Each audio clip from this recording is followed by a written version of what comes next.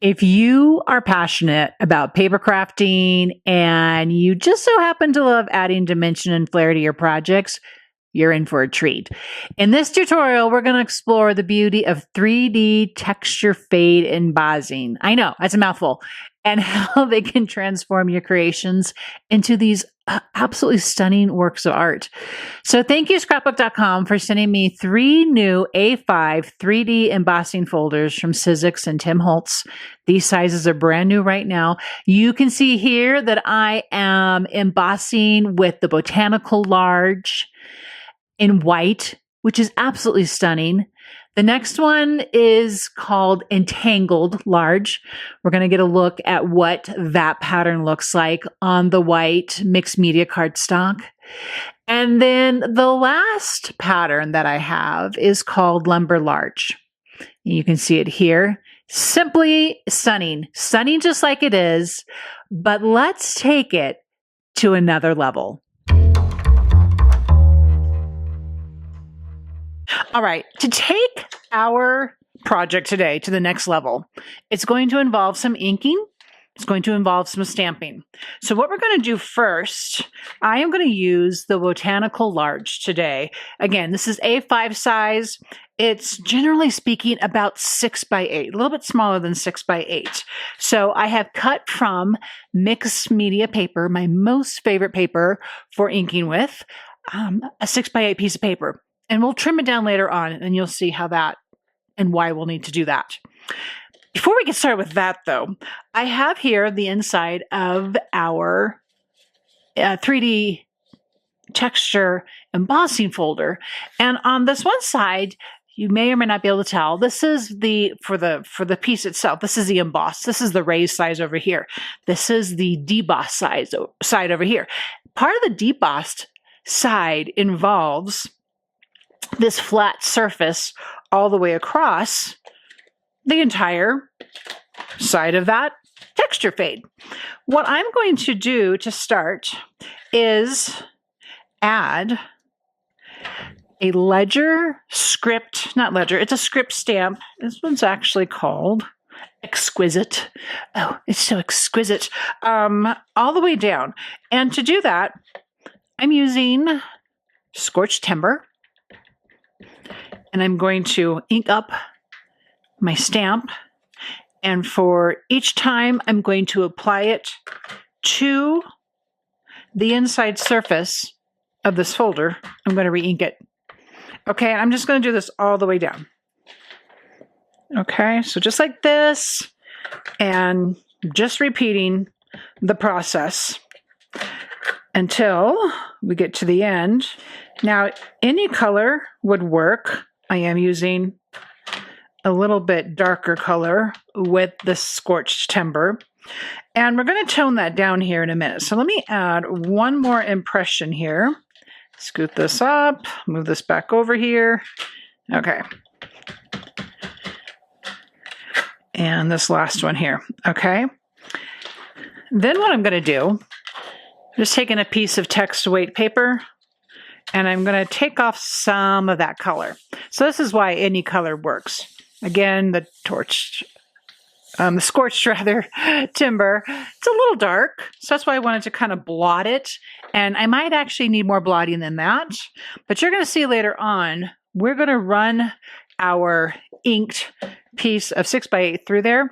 This is going to be a little damp, and that impression is going to pop right into our inked paper here in a subtle way. It's really super cool. Okay, so first I'll set that aside. That's all done and ready for us.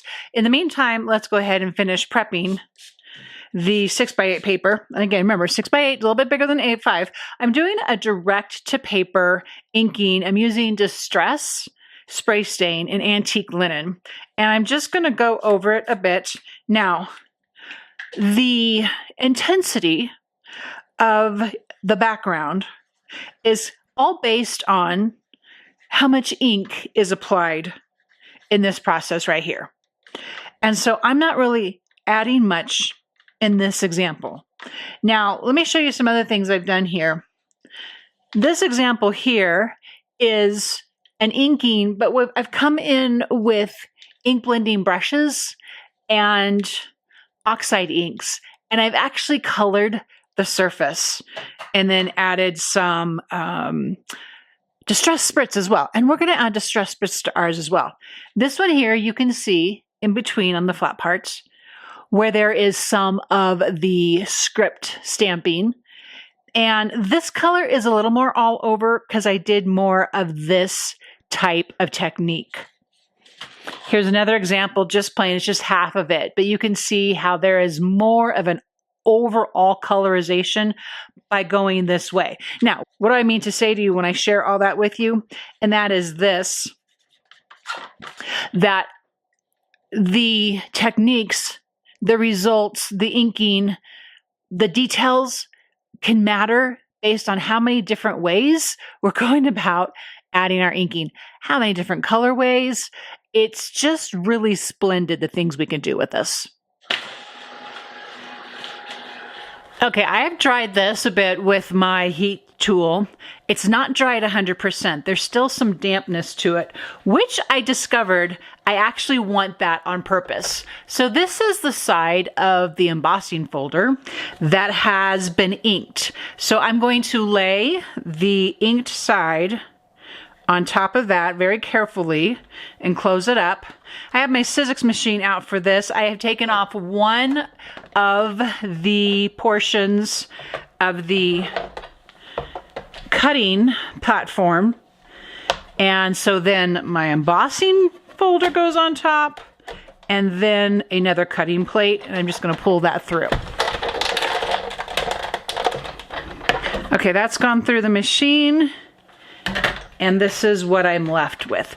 I would say my script background is a little bit darker than what I would like, but overall, I don't hate this. And actually, I think it doesn't feel as dark as my first one that I worked on. And that's, again, just altering how much ink you have on your background will then create the intensity of color, or not the intensity of color, whichever way you want to go. Here's my suggestion. Practice and take time to play with this idea, because you're going to come up with different techniques every time.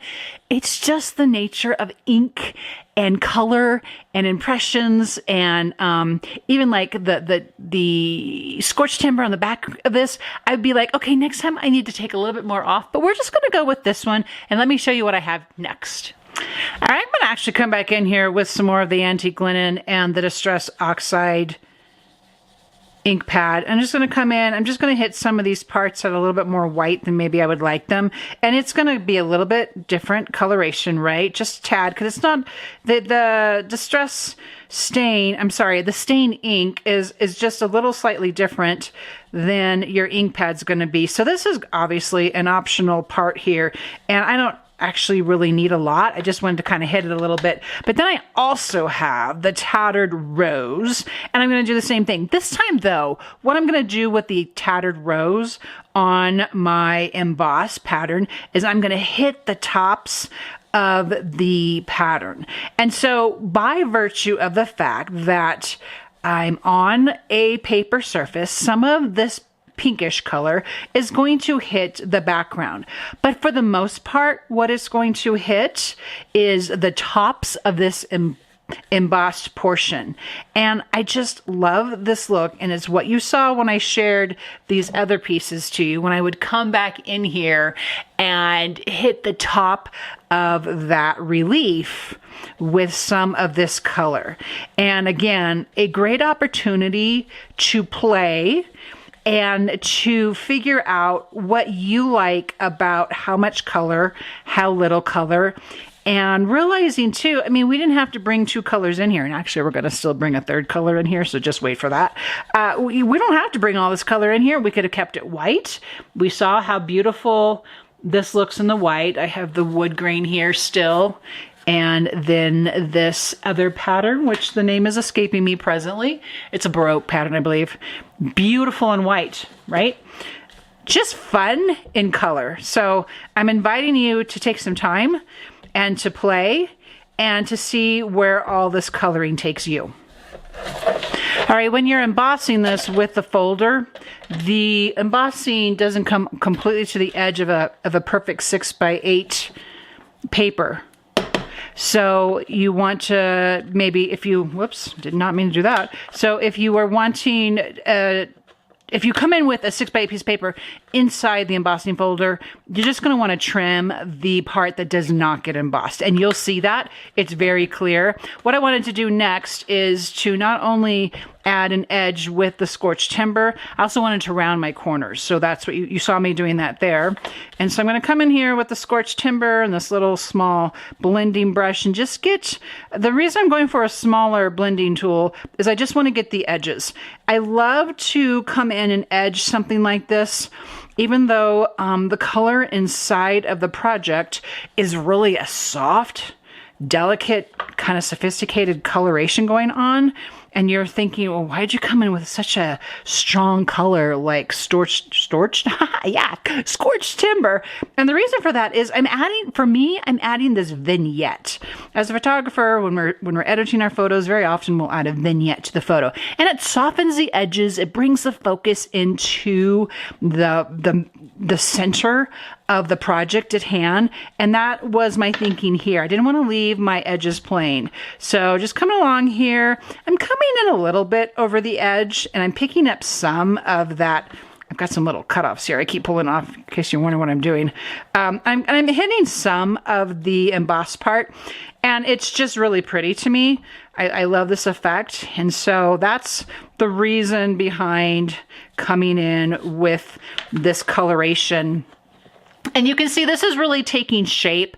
The color is really coming together. It's connecting and we're not done yet.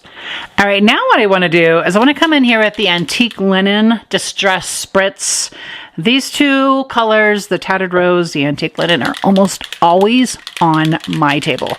I love these colors so much. I'm so thankful for them. And one of the things that this Antique Linen is going to do, even though it's a very translucent color, it doesn't opaquely cover ink like, you know, the spray stain would or even a distress oxide would. It's not going to do that. But let me tell you, if you're looking at this and you're like, boy, Jamie, I still kind of see some whitish kind of places. And that just, again, that totally is a variable upon how much inking we did in the first place. I could have gone heavier with the inking just this time. And let me show you. Here's a great example. And this one's all completely done. You can see how much more inking this appears to have than this one does. It's just different. They're never going to be the same. But bringing in this Distress Spritz in the Antique Linen, it's going to add some color. It's going to add something. So my technique for this one is to give it a halfway decent coverage.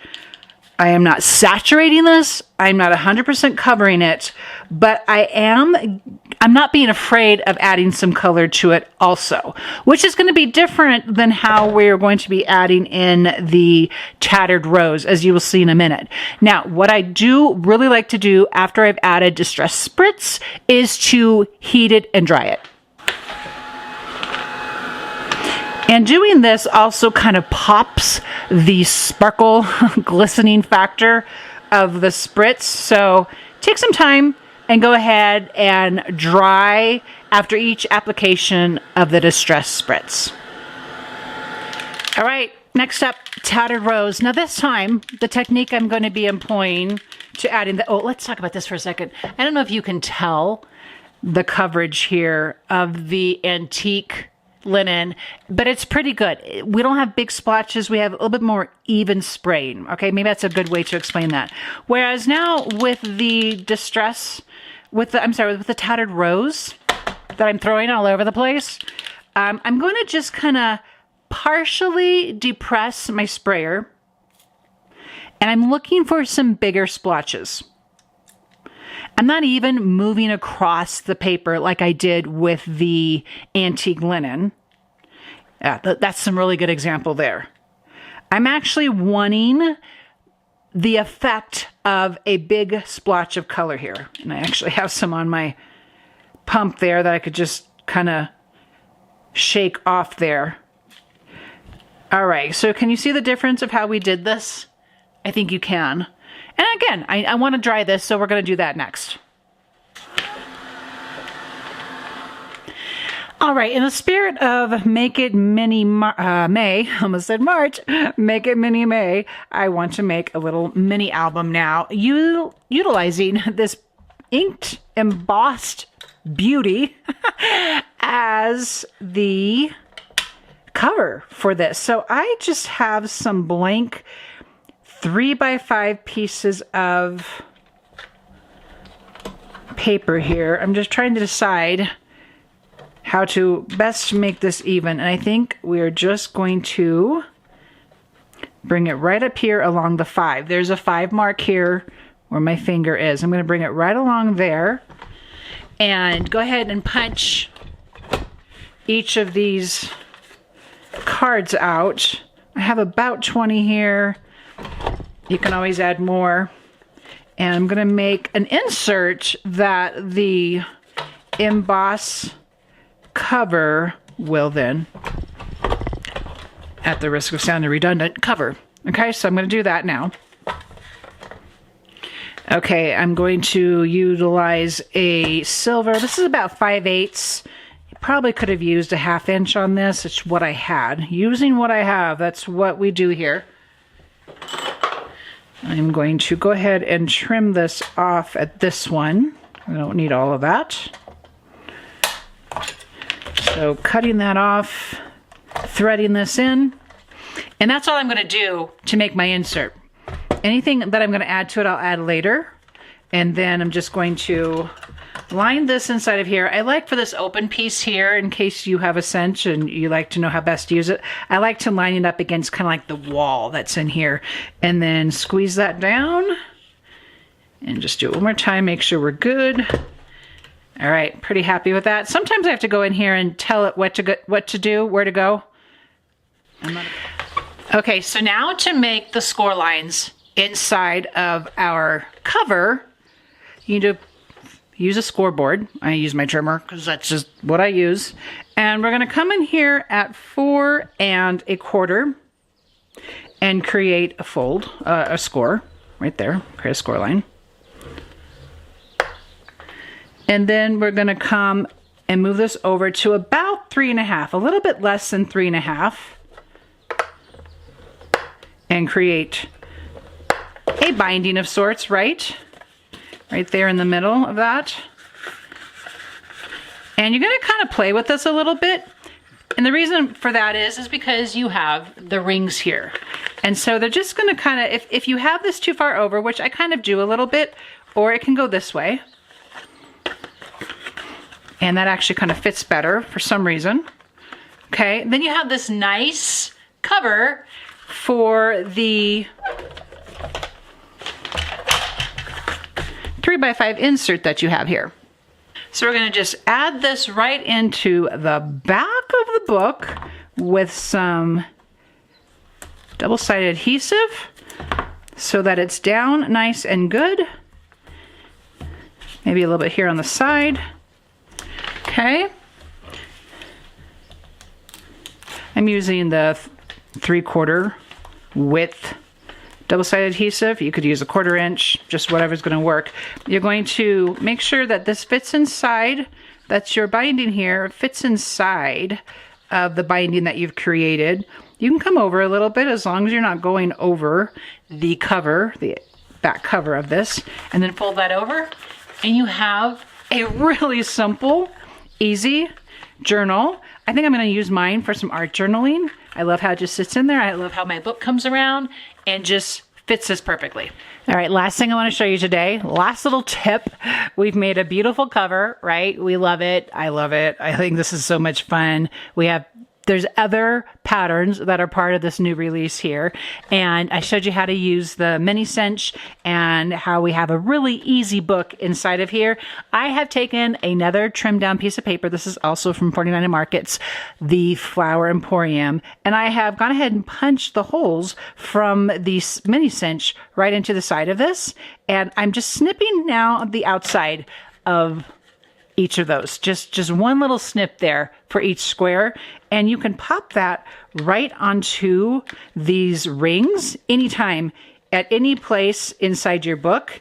And then you have a great cover, or you could add papers. You could add photos inside of something like this. So much fun. Okay, make sure you subscribe for even more ideas. We've still got more Make It Mini May ahead of us. And be sure and check out these brand new 3D texture embossing folders.